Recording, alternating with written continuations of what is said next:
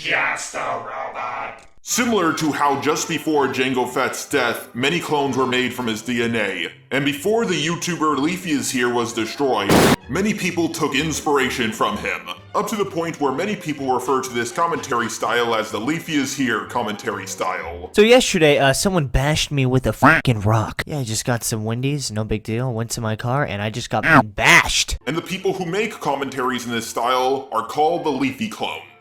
But before I talk about the history of the Leafy clones, allow me to tell you the history of the original Leafy, for those of you who don't know about it, and for those of you who need a refresher course. For several years, Leafy was nothing but a nobody on YouTube. He mostly just made a bunch of Minecraft videos, and that was pretty much it. Now this is a trap many YouTubers fall into to this day. They think they can get popular on YouTube by just making a bunch of gameplay videos, because after all, that's how PewDiePie got so popular in the first place. But that ship has sailed. To get popular on YouTube by making gameplay videos is almost impossible nowadays. Even PewDiePie rarely makes gameplay videos now, and when he does, they're usually highly edited.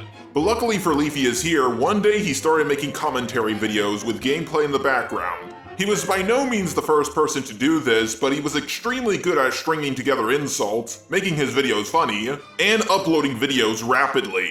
Oh yeah, and of course he made tons of clickbait titles and thumbnails. Most people before Leafy who did commentary videos with gameplay in the background would play pretty much any game, mostly first-person shooters. But Leafy is Here was mostly well known for playing Surf, and just watching him play it was almost hypnotizing. Because of this, most Leafy clones will either play Surf, or another game that has a similar hypnotic feel to it.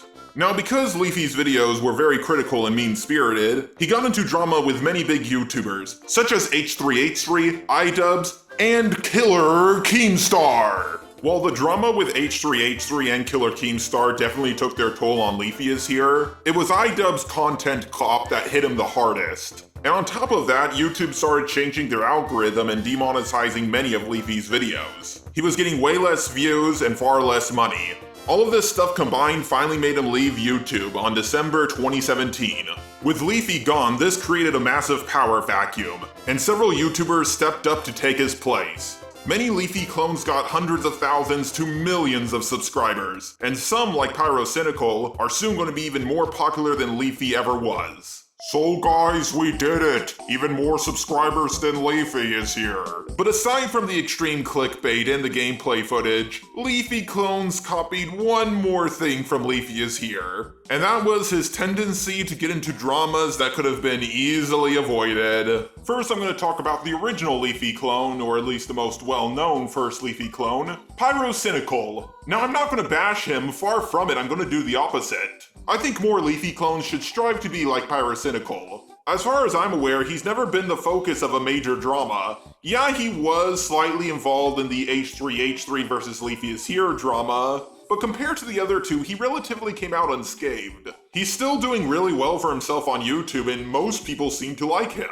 But there's one thing about Pyrocynical that I always wanted to talk about. Is it just me, or does he sound like someone's holding a gun to his head in his older videos? Leafy, I'll say whatever you want, just don't take my other testicle. But now finally, roughly 4 minutes into the video, we're going to be talking about the bad Leafy clones. Starting with JustDestiny and Madame, now known as Princess Ash. Both of them had their reputation almost completely destroyed by two people way smaller than them. We're gonna start with JustDestiny, one of the biggest Leafy clones with nearly 2 million subscribers, and its reputation was almost completely destroyed by a channel that just had over 2,000 subs. Sad. So JustDestiny was mostly well known for reacting to videos of Dr. Phil, but he also did the occasional video on TikTok girls. Many of these girls were underaged and between the ages of 11 and 13. They were wearing provocative,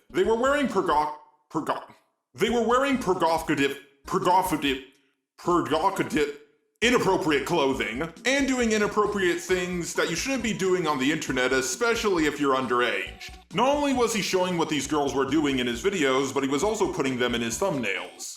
Needless to say, this caused a few people to speculate that he might be a Jared Fogle, or at least attracting some Jared Fogle types to his YouTube channel because of his thumbnails. As far as I'm aware, they only speculated that he might be one, not that he was one himself. Now, so far, nothing really all that big has happened. All JustDestiny has done so far is made himself look like an idiot on Twitter.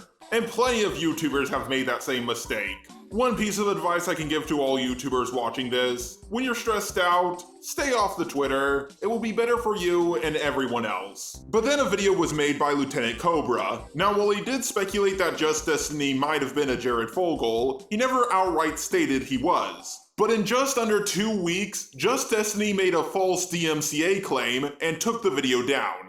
He didn't even flag the video for slander or defamation or anything like that. It was for copyright. And to make matters worse, Cobra only played just over 30 seconds of Destiny's video. Destiny later sent a cease and desist letter to Cobra, and on its own this would be bad, but it gets way worse. Now, what could be worse than threatening to sue someone with a cease and desist letter? The answer is sending a cease and desist letter that is fake. Now, suing someone over defamation is very difficult to do. Only an absolute idiot would try to sue someone over the internet just because the other person implied they might be into underage girls. This got so bad, even Killer Keemstar got involved. And if Leafy is here as Jango Fett, and a clone of Leafy is, well, a clone trooper, then Killer Keemstar is Count Dooku. I picked Count Dooku because he kind of looks like a gnome. That's the joke. What I'm trying to say is, even when Leafy got the drop on Killer Keemstar, he couldn't take him down. So a clone of Leafy is here stands absolutely no chance. If you want more information about this whole situation, I highly recommend you go check out the Drama Alert video with him, and especially the video, The Fall of JustDestiny. Now we're going to talk about Madame, who has changed her name to Princess Ash, but I'm going to be referring to her as Madame because that's what she was known as when most of this drama went down.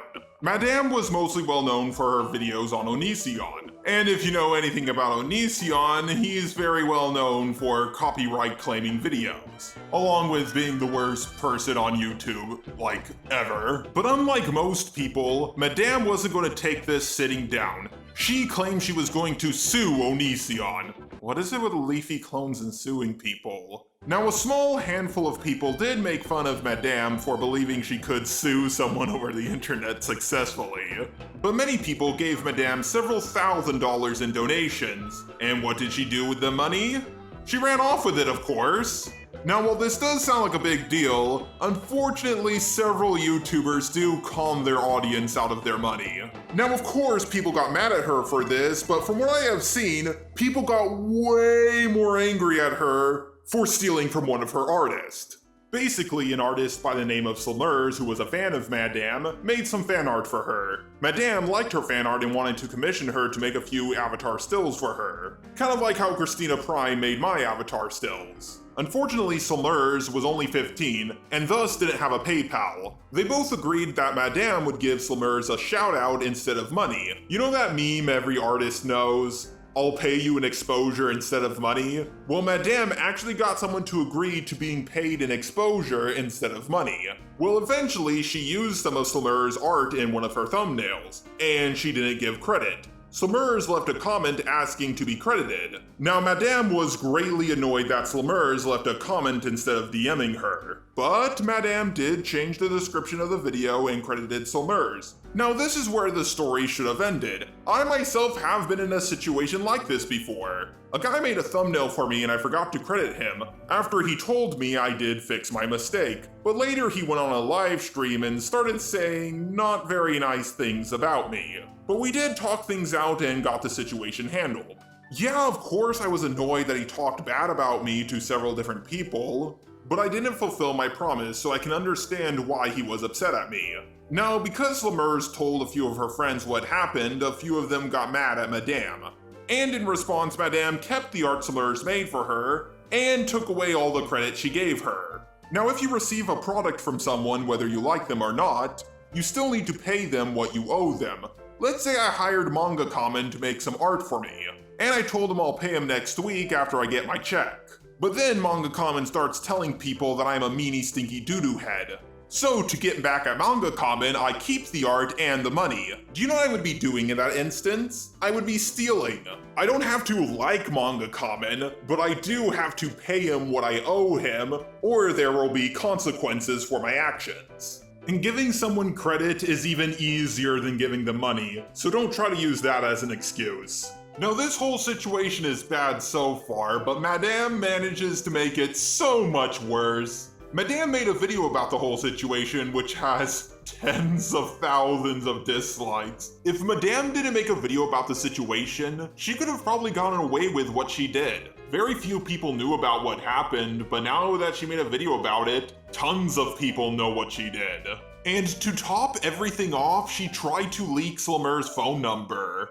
Luckily for Slammers, the phone number she used was fake. It was one of those phone numbers you could get from one of those free calling apps. Some of you may argue no harm, no foul, but to me, the intent is worse than the result. I'm more angry at someone who deliberately steals $5 from me than someone who accidentally knocks over a $50 vase. If Madame successfully leaked the phone number of a minor, she could have been in big trouble.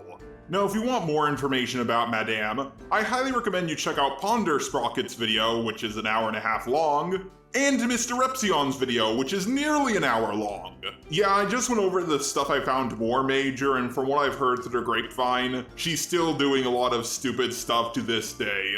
So I know I went over only 2 Leafy clones, but if this video does really well, I might make this a video series. Tell me in the comments section what Leafy clones you guys would like me to talk about next. But the main takeaway from all of this is the one thing Leafy clones did not copy from Leafy is here. They copied his attitude, his gameplay, his clickbaity titles and thumbnails, but they didn't copy his thick skin. Now I'm not gonna act like Leafy has the toughest skin in the world and nothing gets to him, but he went up against H3H3, Killer Keemstar, iDubbbz, and it was the YouTube algorithm changing that finally took him down. JustDestiny and Madame threw temper tantrums over people who were only a fraction of their size, and to people who pretty much did nothing to them or actually tried to help them out. I just want all of you to know, if you're gonna dish it out, make sure you can take it.